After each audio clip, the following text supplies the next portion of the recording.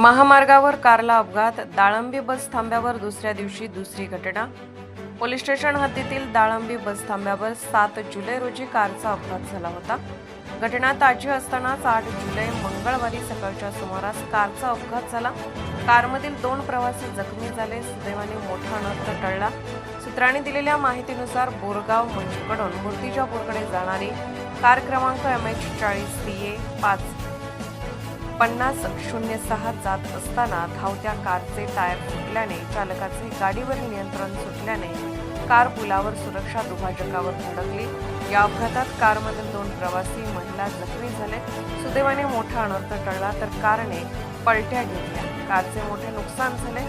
अपघातातील जखमींना उपचारासाठी शासकीय रुग्णालयात दाखल करण्यासाठी वीर भगतसिंग पथकाचे योगेश विजयकर सह सदस्यांनी मदत केली। दरम्यान सदर कारचे टायर फुटल्याने अपघात झाल्याचे सांगण्यात आले, परंतु एकापाठोपाठ दुसऱ्या दिवशी अपघात झाल्याने वाहन चालकासह प्रवाशांमध्ये भीतीचे वातावरण होते। सत्यशोधक न्यूज चॅनलसाठी उपसंपादक Chhaya Sanise, Dalambi. Subscribe now and press the bell icon. Never miss an update.